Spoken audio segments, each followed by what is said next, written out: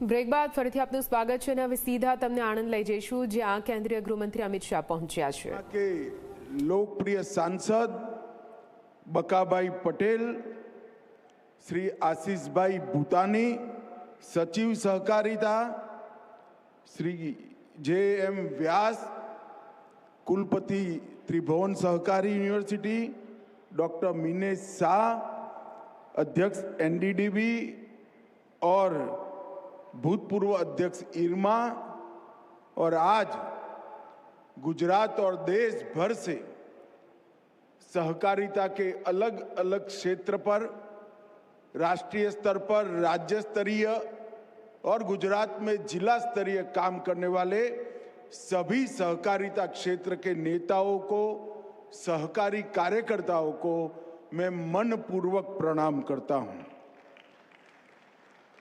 मित्रों, आज का दिन सहकारिता क्षेत्र के लिए बहुत महत्वपूर्ण दिन है। जब देश के प्रधानमंत्री नरेंद्र मोदी जी ने तय किया कि करोड़ों गरीब, करोड़ों ग्रामीण, उनके जीवन में आशा का संचार, उनकी आर्थिक समृद्धि के लिए देश में सहकारिता मंत्रालय की स्थापना की जाए, उसके बाद सहकारिता मंत्रालय ने राष्ट्रीय स्तर पर केंद्र में एक अलग मंत्रालय की स्थापना हुई। मंत्रालय की स्थापना के बाद चुने हुए देश भर के 16 सहकारी नेताओं के साथ मैं बैठा था। कई बार मीटिंग हुई, उन्होंने अकेले में भी कई बार मीटिंग करी और सहकारिता क्षेत्र के विकास के लिए, इसके संवर्धन के लिए और उसके सम विकास के लिए कश्मीर से कन्याकुमारी तक, हर राज्य के हर जिले की हर तहसील तक सहकारिता आंदोलन कैसे पहुंचे और उसके लिए क्या क्या कमियां रह गई और क्या क्या करना चाहिए, वो कारणों की एक सूची बनी, एक्शनेबल पॉइंट की एक सूची बनी और वो सूची के आधार पर कल 4 साल पूरे हो जाएंगे। मैं पीछे मुड़कर देखता हूं तो 60 नए इनिशिएटिव भारत सरकार के सहकारिता मंत्रालय ने लिए हैं और वो 60 के 60 इनिशिएटिव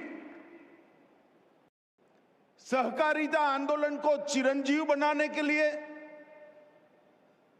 सहकारिता आंदोलन के समान रूप से विकसित करने के लिए, सहकारिता आंदोलन को पारदर्शी बनाने के लिए, सहकारिता आंदोलन को लोकतांत्रिक बनाने के लिए, सहकारिता के माध्यम से किसान की खेती के अलावे जो इनकम होती है उसको बढ़ाने के लिए और सहकारिता आंदोलन में मातृशक्ति और युवाओं की सहभागिता बढ़ाने के लिए है। मगर आज हम जो करने जा रहे हैं, वास्तव में तो आज मुझे नाम याद नहीं है, शायद सहकारिता मंत्रालय के ही कर्मचारी थे, लक्ष्मी नारायण स्वरूप में बैठकर उन्होंने भूमि पूजन किया तो सहकारिता की यूनिवर्सिटी, त्रिभुवन यूनिवर्सिटी की नींव डालने का काम वहीं हो गया है। परंतु आज जो हम करने जा रहे त्रिभुवन सहकारी यूनिवर्सिटी का शिलान्यास करने जा रहे हैं, वो सहकारिता क्षेत्र को मजबूत करने के लिए सारी की सारी कमियों की पूर्ति करने वाला ये एकमात्र इनिशिएटिव है, एकमात्र इनिशिएटिव। सहकारिता आंदोलन देश भर में बहुत तेजी से आगे बढ़ता जा रहा है। 40 लाख कर्मी सहकारिता आंदोलन के साथ जुड़े हैं। 80 लाख बोर्ड्स के मेंबर, पैक्स से लेकर एपेक्स तक, प्राथमिक डेयरी से लेकर नेशनल फेडरेशन तक, और कई सारी मछुआरा समिति, हाउसिंग सोसाइटी में 80 लाख बोर्ड के सदस्य हैं और 30 करोड़ लोग, देश का हर चौथा व्यक्ति सहकारिता आंदोलन से जुड़ा हुआ है। परंतु इस क्षेत्र के विकास के लिए इसकी जो रीढ़ की हड्डी है, वो सहकारिता के कर्मचारी और सहकारी कमेटी के सदस्य, उनकी ट्रेनिंग के लिए, उनके प्रशिक्षण के लिए कोई सुचारू व्यवस्था नहीं थी। एक और कमी की ओर मैं ध्यान दिलाना चाहता हूं।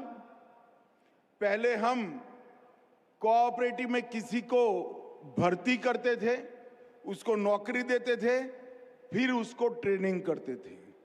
मगर अब ये यूनिवर्सिटी बनने के बाद जिन्होंने ट्रेनिंग की है, पढ़ाई लिखाई की है, उसी को ही नौकरी मिलेगी, इसके लिए प्रावधान हो जाएगा।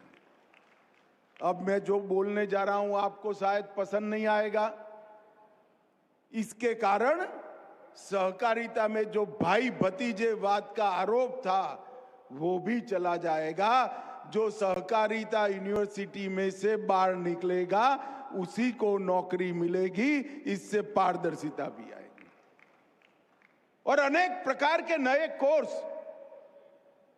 टेक्निकल तज्ञता तो आएगी ही, अकाउंटेंसी की तज्ञता तो आएगी ही, वैज्ञानिक अप्रोच तो आएगा ही, मार्केटिंग के सारी गुण वो सीखकर भी आएगा, परंतु साथ में सहकारिता के संस्कार भी सीखकर आएगा कि ये जो आंदोलन है देश की गरीब महिला के लिए है, देश के दलित के लिए है, देश के आदिवासी के लिए। इस प्रकार से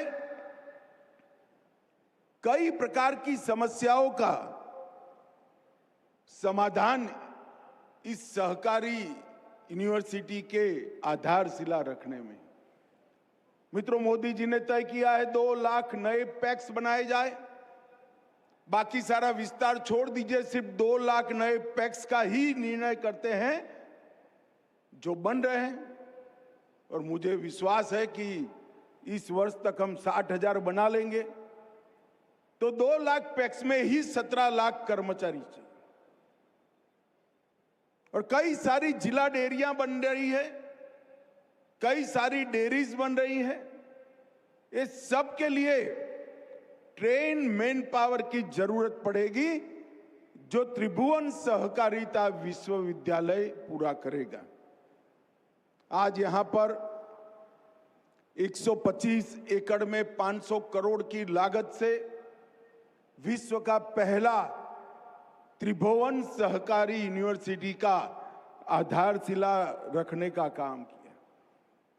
ये यूनिवर्सिटी कोऑपरेटिव में नीति निर्माण का काम करेगी, डेटा विश्लेषण का काम करेगी, 5 साल, 10 साल और 25 साल की देश भर के कोऑपरेटिव के विकास की रणनीति करने का काम करेगी।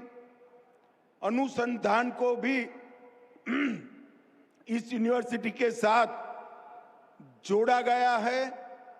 और सबसे बड़ी बात है, ये यूनिवर्सिटी सिर्फ सहकारी कर्मचारी पैदा नहीं करेगी, यहां से त्रिभुवन भाई जैसे समर्पित सहकारी नेता भी पढ़ लिख कर सहकारिता क्षेत्र की नेतृत्व करेंगे।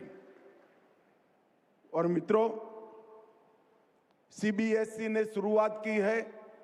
भूपेंद्र भाई विधानसभा अध्यक्ष और शिक्षा मंत्री तीनों यहां बैठे हैं। मेरा आग्रह है कि सीबीएसई ने पुस्तकों में, अभ्यासक्रम में 9 से 12 तक की कक्षा में सहकारिता विषय को जोड़ा है। गुजरात सरकार भी अपने अभ्यासक्रमों में सहकारिता विषय को जोड़े, जिससे आम लोग सहकारिता के महत्व को जाने।